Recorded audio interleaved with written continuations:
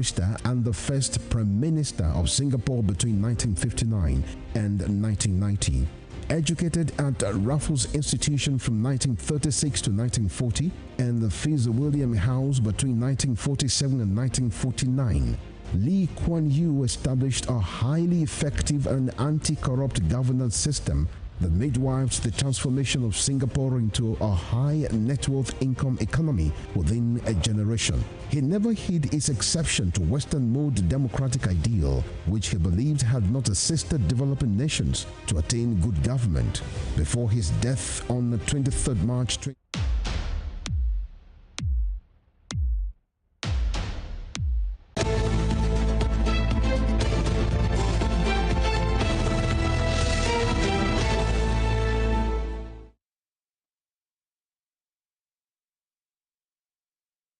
Thank you for staying with us. We're still talking about the 2027 elections. Talking about the Peter Obi and Atiku tickets, the permutations and calculations going on. And we've been speaking with Dr. Moses Paul, a social activist. Thank you, Dr. Paul, for staying with us.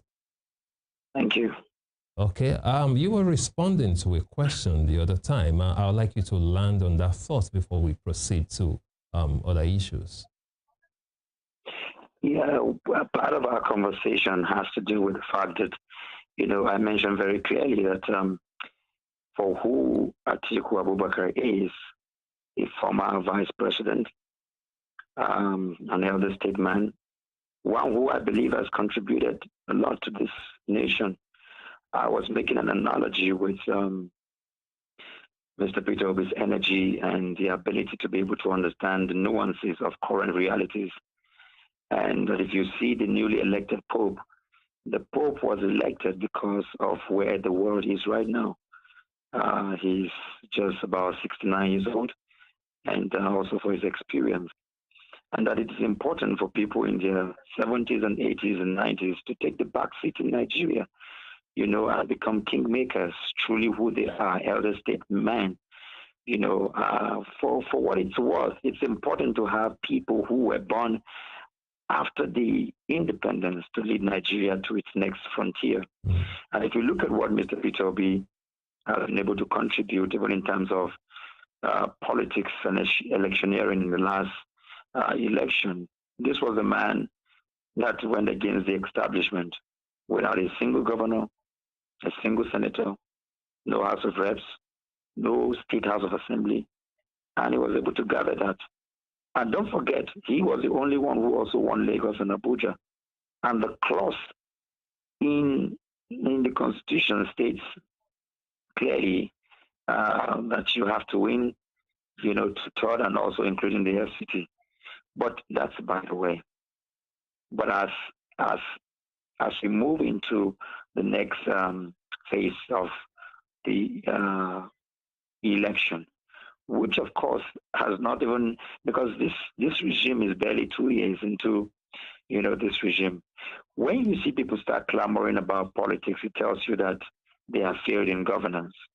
And I reiterate again, that's why Mr. Peter Obi said very clearly that no, he's given to coalition. Yes, and I understand the fact that it is important for us to have a viable opposition, where people are not cross-carpeting, like we have today.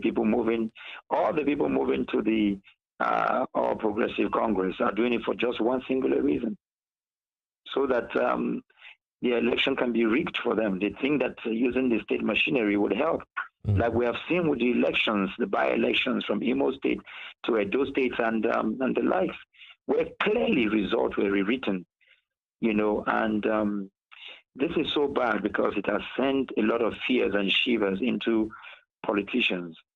But it's important to understand that. Sorry to cut in, Dr. Moses Paul. Are you saying categorically that a lot of politicians are actually defecting to the APC simply because they believe the APC will rig elections for them? The ability of the APC to rig elections. Is that what you're saying?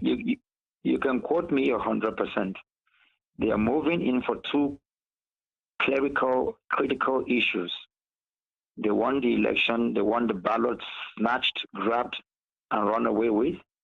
And secondly, Most of them are doing that because they cannot face the anti-corruption agencies, because a lot of them have cases. And, you know, in the words of one of the chieftains of the APC, if you want your sins to be forgiven, come home, because home, meaning APC, is where your sins are cleansed. So these are the two reasons why you see them moving. But I want the public to know that a governor has just one vote. Take Delta State, for example. Mr. Peter Obi won Delta State hands down, even though you had the vice presidential candidate of the PDP in the last election that's a COA to Mr. Alhaji Atiku Abubakar. Peter Obi won it down. He won Lagos. He won most of the critical states, including even Port Harcourt, River State.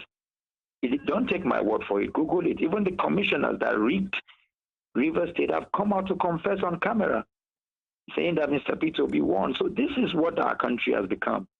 And so it is important for us to focus and continue to push what is important, because it is Nigeria against the elite, Nigerians against the corrupt officials and politicians. We have no doubt that if the right things are done, that Nigeria will definitely come out. Nigeria will definitely come up, you know, in the next election and vote massively for Mr. Peter Obi, and we will have victory. All right. Now, Dr. Mo, now, many persons are doing the political calculation to say elections, and I'm sure you're aware, doesn't run on permutation alone, it's part of it, but doesn't run on emotions. That it's based on reality and heavy calculations, right? Now, your principal was able to get 6.1 million at the last election, and the contest was quite different then. No two elections are exactly the same. Now, do we still have that, atmosphere right now? Do we still have that contest that produced it? Does Peter Obi still have that clout? Does he still enjoy that support of interested people who really wants a change and which they believe he could be the one to engineer that change for them? That's one thing. And one would say, Atiku, you can't wish away his political stature, and that you need every coalition, either as a party or, individuals coming together to say, let the APC, be booted out of, the House of Villa, at least at the national level. I would say it's beyond just saying, oh, a principal can do this. You have to open your eyes. You have to put your foot on the ground. Right now, it seems many young persons who went all out for Peter Obi at the last elections have become uninterested because of how that election went. And you will see that many of them believe, even though Peter Obi can still be the man for them, they are not interested in the politics and the electionary campaign again. So how will they be able to galvanize that support? And of course, people, who are interested. You have to be interested for you to follow any leader in the first place. And now, if you are saying Peter Obi still have that support, even on social media, the thing is waning every day. So do you still think now with the with the incumbency of APC at the national level, people, the political actors, many of them trooping, towards the center, do you still believe your principal can still be the man, that will defeat President Bola Ahmed Tinubu if he decides to run with what we have on ground? Because elections are not run on social media. Yeah, I understand that, but don't confuse hunger, anger, frustration with how do I put it now? With politics. What Nigerians are, what you see, the frustration on social media, the frustration on ground, has to do with the fact that the country is not working. And I can bet you that even half of the people who even voted for Bola Ahmed Tinubu in the last election are not going to be voting for him. And this is no speculation. You go on the street, we've carried out a lot of polls, and that is clearly being seen in northern Nigeria, all over, even in the southwest. we're on ground. So this has nothing to do with speculations or what is happening on social media. Social media is just the anger and angst against the fact that we could have it better, but here we are grappling with leadership that is almost confused on every ground in all policies, and on anything at all that you wanna talk about.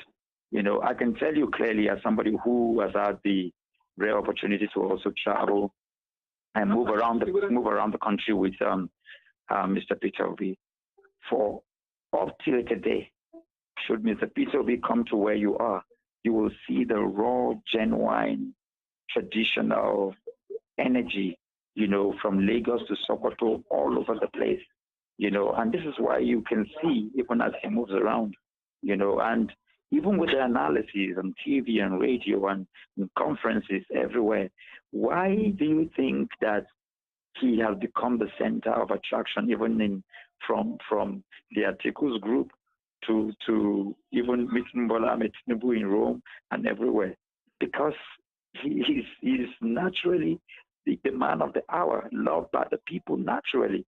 And you can see from all the work he's done, even in terms of his to a school in the FCT, and he's consistently done this all over the country, in critical areas, because he understands that for a nation to move forward, you have to deal with education, health, and pull people out of poverty. This is why Nigeria is where it is today. So, without emotions. If I may, Dr. Mo, one would say, the philanthropic work that Peter Obi is doing, former Anambra State government, is commendable, and it's what everybody should do, and politicians are ready to play that card as well. Now, you talked about the FCT and what he was able to do, donate 20 million, at every instant. So, is it just by that? Can you give me one example of anybody or the people who have been doing this consistently on a weekly basis for the last 2 years? The answer is no. Some will do it for the optics, but for somebody who has consistently done it, from Afghanistan to Haiti to different places, to anything other than that is just going to be a rehearsal of the continued failures that we've continued to have. We need people who are reputable. If we talk about your station, we will look back and look at what is your antecedents, where are you coming from, and what is the vision that you have. This is what will give Nigeria what it needs, and it's important to be able to separate people who are doing it for the theatrics and people who truly mean well for the country. This is where we divide the line, and until Nigeria gets it right on this path. Looking at the coalition talks now, what exactly is going on between Atiku Abubakar and Peter Obi? They've been meeting. Yeah, we know they've been meeting. But the question is, what have they been talking about? Because if someone like Atiku Abubakar doesn't want to, give away his ambition, his presidential ambition for anything, then what exactly are they talking about?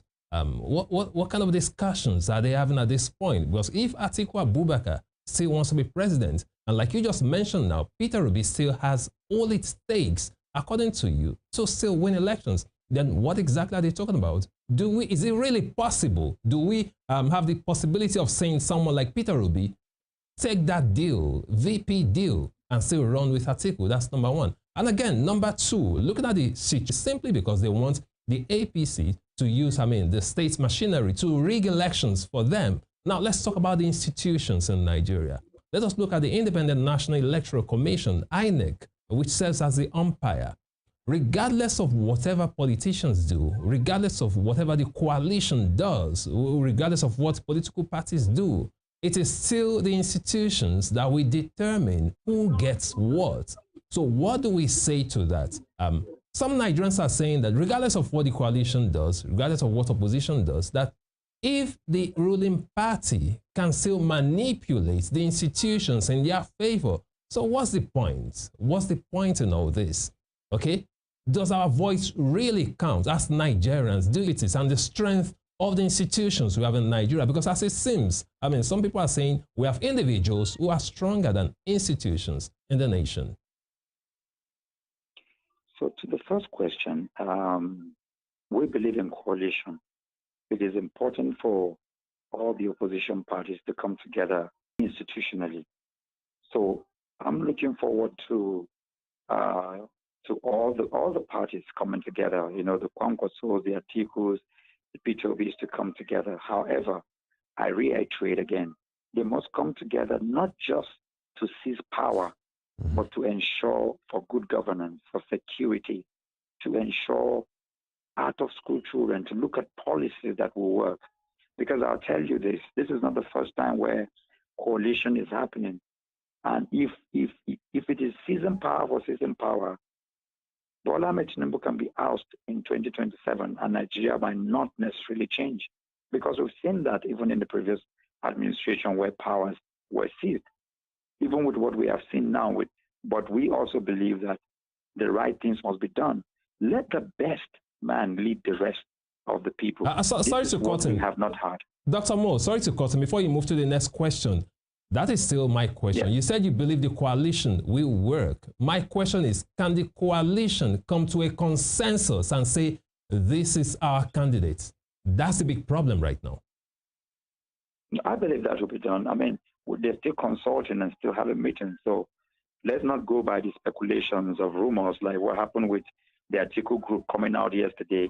You saw that the P2B group or the Obedience also responded to say no.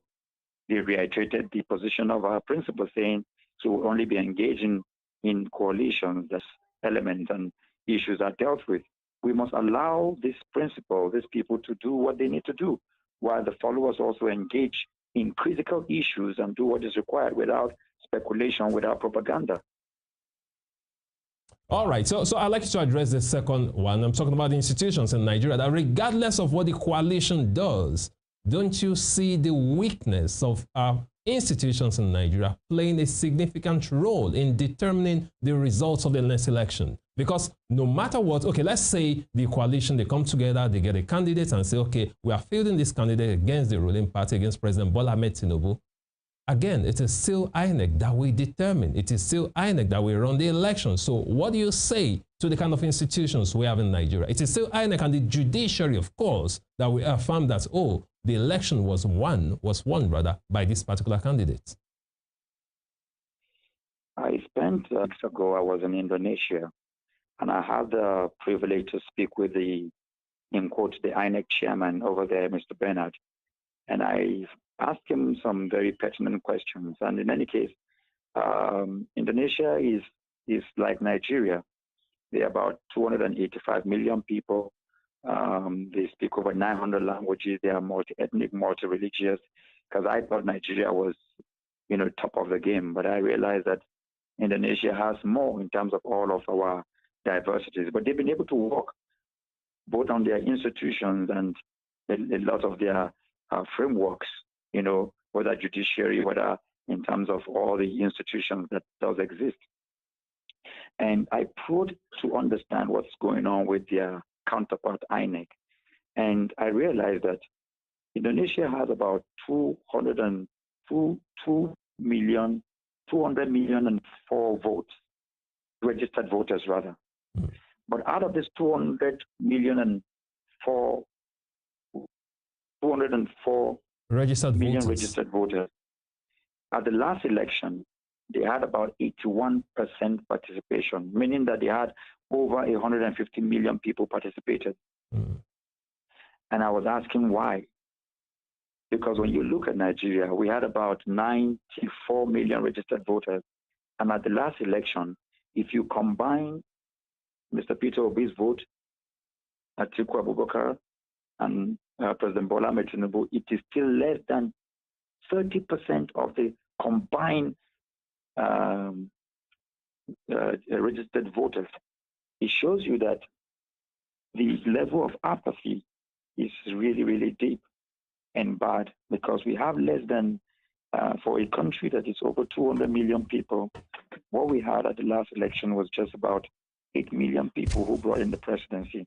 That tells you exactly where we are as a people. The figures speak for themselves. That's how bad it is. In the worst of the cases, the election should have been a rerun, because even by the UN Charter, any election that is less than 30% of the registered voters should be rerun or cancelled. But here you have a nation where less than 10% brought the current presidents. Now, I'm bringing all those to show you and to agree with you how bad our institutions have become. However, the way forward is the people, because it is somebody that went and unplugged the IREV. Just like you have what is happening in JAM, the glitches are human glitches. And this is why we continue to clamor for a meritocratic, institutions. Because what happens is, as we continue to be divided in our country on the lines of religion and ethnicity, where somebody comes up and say, oh, he's my brother, oh, he's a thief, but he's my thief. It doesn't, these are the kinds of things that continue, because it doesn't matter what reforms we carry out. You can carry out whatever reforms. It is not the lack of regulations. People break street light, not because there's no street light. So at the end of the day, it is the Nigerian people. But I can tell you, where we are today in Nigeria, the reason why I believe that our vote will count is the vote counts. That's why it is rigged. But in coming from Indonesia and looking at all the other countries I've been to, I realized that these things did not just happen in a day. Nigerians have to learn not to give up. Yes, there are glitches in 2023. We will improve in 2027. We keep improving. But if you stop, what the elites and the corrupt politicians want you to do is to come to a conclusion that your vote does not count, so that you never come out. The day Nigerians realize, if over 50 million Nigerians will go to the polling booth, I can assure you that the right things will be done, because the vote will be defended. The vote, who is the policeman? Who is the INEC official? Who is the judge? They are Nigerians that come from all tribes and tongues and religion. They are our fathers, they are our aunties, they are our... So if the people are reformed, if we continue to have awareness, to talk to people like you do on your station, that is the reform that Nigeria needs, to understand that there is a consensus against the Nigerian people, and that Nigerians must rise above that, regardless of tribe and tongue, regardless of political parties. I'll round up with this. In Indonesia, the chairman said something. He said there are communal services, meaning that during elections, they bring food and water and drinks to the community. Regardless of your party, everybody participates. And so when you have a place where people care for people, where there is inclusivity regardless of tongues and tribe and religion, it allows for participation. And this is what we must do. This is why Nigerian people must not allow politicians to divide them along the lines of religion and tribe. Because once that happens, we will never get meritocratic institutions that will allow for what is right to be done. All right. Thank you, Dr. Moses Paul. We'll continue with the conversation. We'll go on a quick break now. Please hang in there. When we return, the program continues. Stay with us.